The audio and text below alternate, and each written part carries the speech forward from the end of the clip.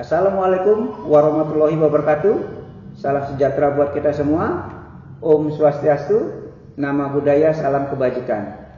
Perkenalkan, nama saya Inyoman Susipta. Saya adalah dosen tetap di program studi Sistem Informasi pada Fakultas Teknik dan Informatika Universitas Gadjah Mada Malang. Pada kesempatan kali ini, saya ingin menyampaikan tentang mata kuliah yang saya ampu, yaitu dasar-dasar pemasaran.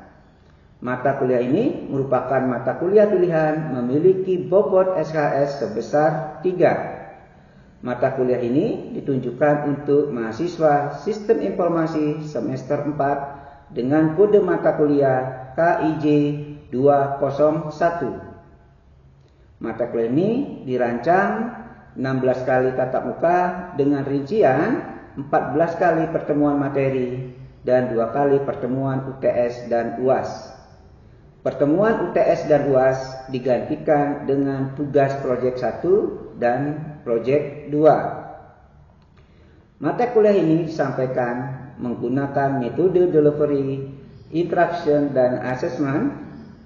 DAE untuk delivery, saya memberikan materi yang sudah saya persiapkan di LMS yang bisa diunduh langsung oleh mahasiswa. Untuk interaksi, dalam mata kuliah ini melibatkan komunikasi 2 arah antara dosen dan mahasiswa berupa diskusi dan tanya jawab.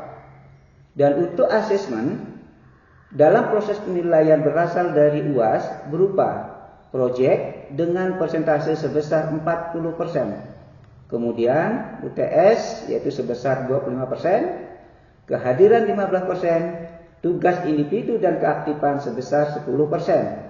Serta tugas kelompok yang berasal dari case study dan lainnya sebesar 10%. Untuk capaian pembelajaran lulusan atau CPL yang dibebankan pada mata kuliah ini diantaranya menunjukkan sikap tanggung jawab atas pekerjaan di bidang keahliannya secara mandiri, mampu menunjukkan kinerja mandiri, bermutu, terukur, serta mampu mengambil keputusan secara tepat dalam konteks penyelesaian masalah di bidang keahliannya berdasarkan hasil analisis informasi dan data. Mampu berkomunikasi baik lisan maupun tulisan secara efektif. Mampu memanfaatkan sistem informasi pemasaran dan hasil riset untuk mendukung pengambilan keputusan, serta mampu merancang dan menerapkan strategi pemasaran digital berbasis media sosial, search engine optimization, search engine marketing, dan platform e-commerce. Selanjutnya, untuk capaian pembelajaran mata kuliah atau CPMK pada akhir perkuliahan, mahasiswa diharapkan mampu menjelaskan konsep dasar ruang lingkup serta peran strategis pemasaran dalam bisnis. Mahasiswa mampu menganalisis perilaku pasar dan menyusun strategi segmentasi, targeting, dan positioning. Mahasiswa mampu menjelaskan, menganalisis, dan mengimplementasikan konsep bauran pemasaran dalam menyusun strategi pemasaran terpadu yang disesuaikan dengan kebutuhan pasar dan tujuan perusahaan, mengimplementasikan prinsip dan strategi pemasaran dalam konteks digital dan global. Adapun materi perkuliahan, yang pertama, konsep dan ruang lingkup pemasaran, perencanaan strategis dan proses pemasaran, pasar konsumen dan perilaku pembelian konsumen, pasar bisnis dan perilaku pembelian bisnis, segmentasi pasar, marketing mix, strategi bersaing dalam pasar, komunikasi pemasaran, sistem informasi dan riset pemasaran, menciptakan ekuitas dan positioning merek, metode dan strategi pemasaran digital, dan terakhir pemasaran global. Untuk referensi utama yaitu buku tentang yang dikarang oleh Colter dan Keller, yaitu tentang marketing management. Abdullah dan Tantri manajemen pemasaran. Berikut merupakan cuplikan dari proses pembelajaran yang dilaksanakan secara sinkronus atau tatap muka di ruang kelas. Selamat menyaksikan. Assalamualaikum warahmatullahi wabarakatuh. Waalaikumsalam. Salam sejahtera buat kita semua. Om Swastiastu, Namo Buddhaya. Nah, di pagi ini kita akan membahas tentang mata kuliah dasar-dasar pemasaran. Kita akan mengambil topik tentang strategi marketing mix 7P. Ya. Nah, sebelum kita mulai masuk ke materi, minggu kemarin, ya, minggu kemarin pelajarannya tentang apa? Strategi bersaing dalam pasar. Iya, strategi bersaing dalam pasar. Ya, strategi bersaing dalam pasar itu adalah kelanjutannya adalah ini. Kenapa? Kalau kita sudah ngomong tentang strategi bersaing, otomatis kita akan mengunggulkan produk kita. Nah, untuk bisa mengunggulkan produk kita, tentunya kita harus mempelajari tentang strategi ini. Apa tujuannya? Biar kita tahu posisi produk kita ada di mana. Ya, ada lagi yang bertanya tentang materi minggu kemarin? Tidak ya. Kalau memang tidak, Bapak lanjutkan tentang materi sekarang, yaitu tentang strategi marketing mix 7P. Nah, sebelum saya mulai, ini adalah capaian pembelajaran mata kuliah atau CPMK, itu tentang mata kuliah kita, ya, tentang pemasaran. Nah, inilah mahasiswa mampu menjabarkan konsep dari pasar konsumen dan pasar bisnis. Yang berikutnya, mahasiswa mampu memahami konsep strategi bersaing, bauran pemasaran, dan segmentasi pasar. Nah, sub CPL-nya itu adalah mengenai materi yang ada pada mata kuliah kali ini. Itu adalah kemampuan akhir yang diharapkan. Itu adalah masuk ke sub CPMK-nya. Itu adalah mahasiswa mampu menjelaskan produk, penentuan harga, saluran distribusi, promosi, bukti fisik orang, dan proses. Ya. Nah, terus, ini daftar pustaka. Buku yang nanti kita gunakan itu adalah materi-materi ini adalah kita ambil dari yaitu Coulter P. Keller itu di 2016 tentang marketing management. Yang berikutnya adalah Staton WJ itu Fundament of Marketing. Yang berikutnya Abdullah dan Tantri itu manajemen pemasaran. Yang berikutnya itu adalah Loving Look, CV, versus Service Marketing, People, Teknologi, Strategi, dan Person. Nah, itu buku yang kita gunakan sebagai referensi. Ya, selanjutnya, nanti kita mencoba membahas tentang jurnal yang ditulis oleh Sinta Wulan Sinarhati dan Zulkarnain Nasution serta Sukron Arjuna. Nanti kita coba bahas, diskusikan, karena mereka ini itu membahas tentang analisis marketing mix dalam meningkatkan penjualan produk UMKM tempe. Nah, ini tempe ini kenapa saya ngambil di tempe ini? Karena saya yakin tempe ini adalah makanan seharian kita. Nah, kenapa kok tempe ini ada perusahaan yang bangkrut, ada perusahaan yang tidak bisa bergerak? Nah, ini kenapa sih sebenarnya? Ada apa dengan itu? Sedangkan tempe itu adalah makanan pokok kita. Kita tidak bisa lepas dari namanya tempe. Nanti diskusinya kita nanti tentang itu. Berikutnya, baru kita masuk ke materi. Ya, materi yang kita bahas ini adalah tentang marketing mix. Nah, di mana marketing mix ini adalah kombinasi strategi pemasaran yang digunakan perusahaan untuk mencapai target pasar secara efektif. Dalam artian apa?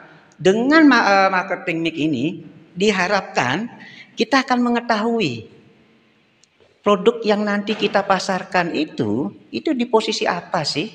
Dengan cara apa? Kita harus tahu dulu tentang harga, tentang promosinya, tentang harganya, terus posisi dari place-nya itu sendiri ada di mana tentang produk tersebut. Sehingga dari sana baru kita punya kesimpulan bahwa produk kita memang dibutuhkan oleh masyarakat.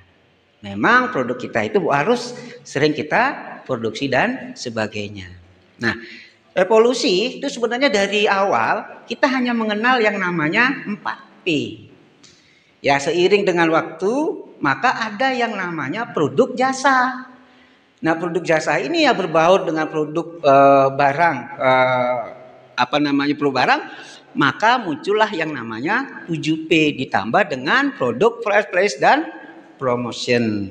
Nah, terus ditambah lagi kalau yang 7P-nya menjadi jasa ditambah dengan people, dengan proses dan physical evidence.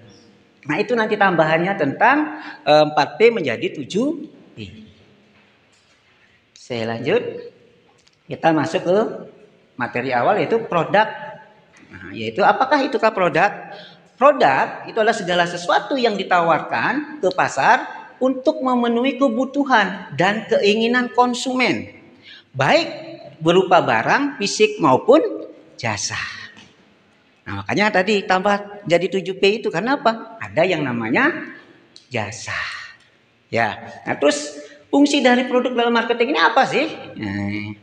Apa kita pelajari itu? Karena apa? Disinilah titik awal dalam strategi pemasaran. Namanya titik awal berarti dari sinilah kita berangkat. Itu apa? Mempromosikan produk kita, memperkenalkan produk kita, memasarkan produk kita dan sebagainya.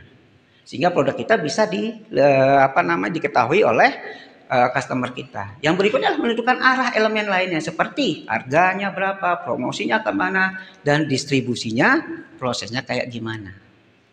Ya, ada pertanyaan? Belum? Saya lanjut ya.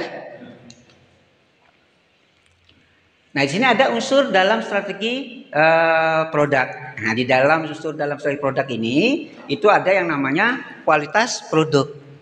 Nah, ini ada kualitas produk. Kenapa? Di Indonesia paling enak, paling seneng itu kan produknya bagus, harganya murah. Nah, itu Indonesia banget itu biasanya kan ya. Nah, makanya ini kualitas produk itu sangat luar biasa. Nanti untuk apa? Meningkatkan brand nantinya. Kalau produknya itu bagus, punya daya tahan, keandalan, dan kinerjanya yang luar biasa, maka itu adalah salah satu unsur bagaimana kita bisa mempertahankan produk kita di pasar. Berikutnya apa? Nah, kalau kita sudah tahu produknya berkualitas, tapi fiturnya tidak ada kan percuma. Maka di dalam produk tersebut harus ada yang namanya fitur produk. Nah, di mana ciri khas yang membedakan dari pesaing itu adalah fitur-fiturnya tersebut. Nah, misalnya kalau kita lihat Android dengan iOS, dengan Apple, dia sudah memang memiliki luar biasa perbedaannya, baik itu dengan Android maupun dengan Apple-nya itu sendiri, dengan iOS-nya itu sendiri ya. Nah, terus yang berikutnya adalah desain branding. Nah, berarti membranding sebuah produk itu wajib, karena dengan kita membranding produk, nah produk itu bisa dimasukkan ke dalam mindsetnya kepada konsumen. Kalau sudah brandnya kita sudah masuk, walaupun orang mengatakan A, B, C, D, sudah, dia tidak akan pernah mendengar. Pernah Anda tahu tentang KDM? Nah, ini cerita lain ini kan ya. Nah, KDM dia membentuk brandnya dia, bahwa dia itu adalah, tahu KDM? Kang Deddy Merana Mulyadi. Nah, dia itu membentuk brand dirinya loh, yang bukan produk, itu produk juga dia. Karena dia menjual dirinya di lewat sosmed. Dia membentuk brandnya bahwa dia itu adalah pemberi, dia adalah orang yang los kasih dan sebagainya. Walaupun orang ngomong apapun tentang Deddy Mulyadi, karena sudah brandnya tercipta dengan baik, maka omongan-omongan yang lain akan dikonter langsung oleh apanya? Oleh apa? Pendukungnya, atau yang sebut kalau di media sosial disebut dengan netizennya. Ya kan, jangankan kalau yang mengomong jelek saja kepada Deddy Mulyadi akan langsung diserang oleh netizen. Ya, itulah yang disebut dengan desain branding. Dia mau branding dirinya. Untuk apa? Untuk bisa dirinya atau produk-produknya bisa dimasukkan ke dalam mindset dari customer tersebut. Nah, yang berikutnya adalah siklus hidup atau PLC. Nah, di sana pun ada introduction, ada growth, maturity dan decline. Nah, di sini adalah PLC ini adalah produk life cycle. Nah, di sana ada yang pertama. Di sini adalah pengembangan introduction, itu adalah di sini adalah ini introduction itu adalah proses, ini adalah pengembangan, di sini adalah pematangan, di sini adalah decline itu adalah penurunan. Nah, di mana semua produk itu pasti mengalami hal yang sama dengan kita. Pertumbuhan, nah, ya kan, setelah itu ada perkembangan, setelah itu ada yang namanya pematangan, dan ada yang namanya penurunan. Nah, ada ditanyakan? Ya, silakan. Yang nomor 4 kan ada siklus produk. Ya. Itu maksudnya gimana sih? Ya, seperti tadi saya bilang bahwa siklus hidup produk itu sangat-sangat mempengaruhi dari produk yang kita buat. Karena apa? Kalau tidak ada siklus produk ini yang kita proses, maka kita akan tidak tahu posisi produk tersebut apakah kita tetap terus kita produk atau tidak. Karena di sana ada proses, ada peningkatan produknya, ada proses pengembangannya, ada proses penurunannya dan sebagainya. Sehingga dari proses-proses itu kita akan bisa tahu kapan sih produk tersebut harus kita hentikan, kapan sih produk itu kita harus terus tingkatkan dan sebagainya. Ya, gimana? Ada lagi yang bertanya? Ada lagi? Udah ya, saya lanjut ya. Berikutnya adalah sini ada studi kasus tentang produk. Nah, saya ngambil di iPhone ya. Nah, ini Apple-nya. Yang pertama itu adalah kenapa? Kualitas dari sebuah Apple itu luar biasa. Ya, di sini ada materialnya premium dan sistem operasi eksklusifnya atau iOS-nya yang luar biasa. Dia tidak bisa tidak bisa disaingi atau tidak bisa didobrak oleh orang lain karena dia memiliki sistem tersendiri. Nah, kalau dia punya sistem tersendiri otomatis apa? Otomatis sistem-sistem lain, virus-virus lain tidak bisa masuk ke dalam Apple. Makanya dia kualitasnya baik dalam bentuk fisik maupun dalam bentuk software sangat berkualitas, sangat baik. Nah, berikutnya adalah fitur unggul. Nah, di Face ID berarti keamanan dari sebuah ponsel. Terus ada lagi kamera berkualitas tinggi. Walaupun nilainya di sini sekian piksel dibandingkan dengan Android yang jauh lebih tinggi, tapi hasilnya di Apple lebih bagus karena memang dia benar-benar kalau memang dia sekian piksel, memang dia membuat dari kamera itu adalah sekian piksel, tidak seperti Android yang cuma bilang 35 atau 50 tapi hasilnya hanya 15 megapiksel dan sebagainya. Terus desain. Nah, desainnya minimalis, elegan dan ikonik. Berikutnya branding eksekutif, inovatif, loyalitas pelanggan tinggi. Nah, ini lagi siklus hidup, mengalami inovasi tahun agar tetap berada di fase grow, pada fase peningkatan. Nah, itu yang disebut dengan tadi pertanyaan tadi siklus hidup. Dia akan bagaimana dia mengetahui apakah ini bisa terus hidup apa gimana, apa dia masih berkembang atau gimana, apa kita perlu buat produk baru atau bagaimana. Di sanalah kita letaknya di siklus hidup dari sebuah produk. Ada pertanyaan? Saya lanjut ya. Nah, ini adalah analisis SWOT-nya dari produk iPhone. Nah, di slide ini itulah teknologi canggih, loyalitas konsumen, terus ekosistem Apple-nya yang luar biasa. Ini adalah kekuatannya dia. Opportunis itu perkembangan dari air dan AR, terus pasar berkembang, terus di sini ada richness, ada trade-nya, ini harga yang mahal, tidak fleksibel, ketergantungan pada inovasi baru. Ini kenapa di sini muncul harga yang mahal? Karena memang brandnya itu kuat dan dia mampu.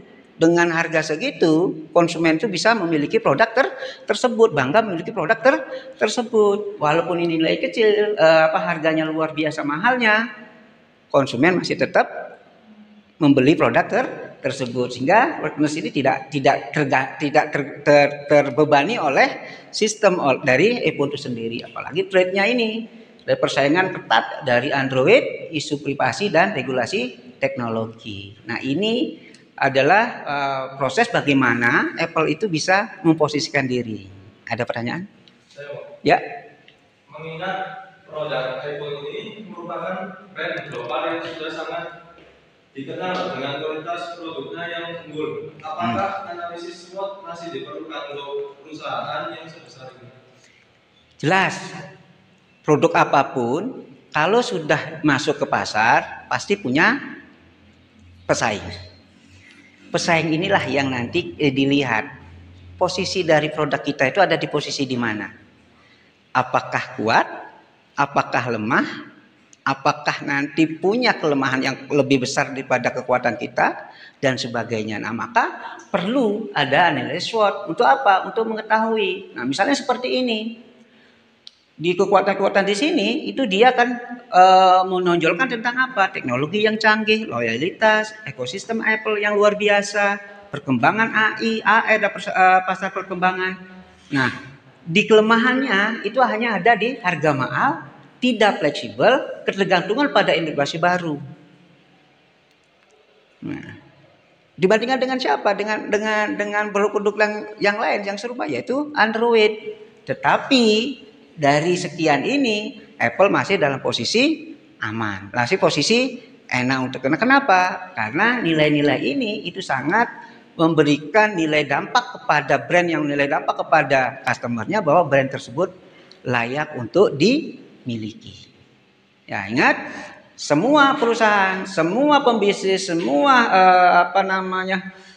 pelaku usaha itu pasti dan wajib menggunakan SWOT untuk apa? Untuk melihat tren di mana dia berada. Dia di posisi mana? Adakah pesaing kita yang nantinya akan melindas kita dan sebagainya. Nanti kita lihat di dalam analisa SWOT. Udah, saya lanjut ya. Nah, ini strategi pengembangan produk. Nah, di dalam strategi pengembangan produk, ini Apple terutama ya, di sana ada inovasi yang berkelanjutan. Kenapa harus ada berkelanjutan? Karena dia tidak mau brandnya itu ketinggalan zaman. Dia tidak mau teknologinya mundur. Karena apa? Perkembangan teknologi kita sekarang ini tidak ngitung bulan lagi, tidak ngitung tahun lagi, bahkan hari. Perubahan teknologinya luar biasa pesat dan ini harus diimbangi dengan apa? Inovasi berkelanjut. Maka di sini ada yang namanya riset dan pengembangan untuk fitur baru. Kenapa? Semakin ke depan fitur-fiturnya sangat dibutuhkan. Salah satunya apa?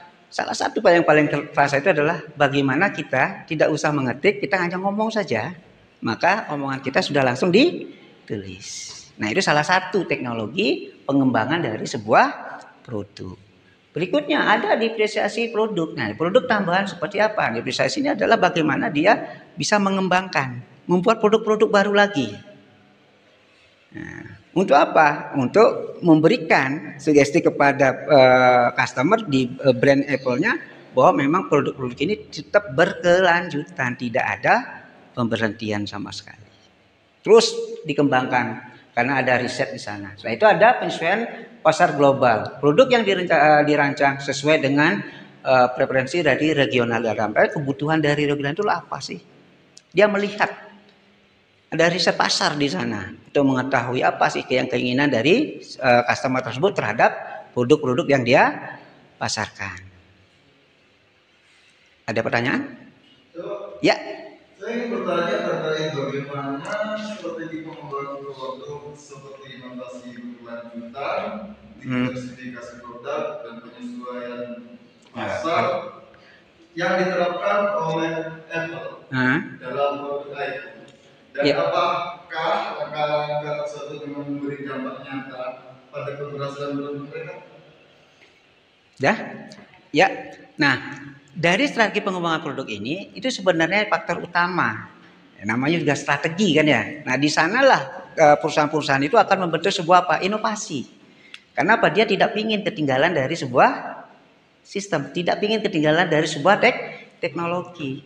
Maka Apple walaupun sudah memiliki brand yang sangat kuat, dia juga sangat takut bahwa nanti customernya atau konsumennya lari ke tempat lain. Karena apa? Kompetitornya juga melakukan yang sama, yaitu mengadakan riset untuk teknologi yang berkelanjutan. Ya, pernah dengar HP Nokia? Nah, dulu itu merajai, sangat merajai. Karena sesuatu hal teknologi dia ikuti dan sebagainya dia ikuti, makanya apa? Ditinggal oleh customernya. Padahal dulu dia luar biasa. Hampir 99% dikuasai oleh Nokia. Setelah muncul Android, dia tidak mau meningkatkan sistem aplikasinya, maka lambat laun dia tidak bisa memenuhi kebutuhan dari customernya itu, maka tersingkirlah dia. Ya, nah seperti itu. Nah terus apa? Diversifikasi produk. Nah, kenapa harus ada itu? Untuk apa? Memberikan nilai-nilai bahwa dia itu berkembang terus loh. Dia punya produk-produk baru lagi terus. Bahkan di Apple ini sebelum produknya itu diluncurkan, orang sudah pada antri. Orang sudah pada menanyakan, kenapa saking produk ini masuk ke dalam mindsetnya dari customer itu sendiri. Bahkan handphonenya yang masih bagus itu dirusak untuk punya alasan untuk membeli produk baru yang dikeluarkan oleh handphone. Itu luar biasa mindsetnya. Ya, ini adalah diversifikasi produk. Nah, ini menyesuaikan dengan pasar global. Apa sih yang dibutuhkan di setiap negara, di setiap masyarakat dan sebagainya terhadap produk Apple. Bagaimana dia bisa memposisikan dirinya bahwa nantinya produk-produk itu bisa dinikmati oleh masyarakat. Ya, seperti itu. Udah? Ada lagi yang lain? Sudah? Saya lanjut ya.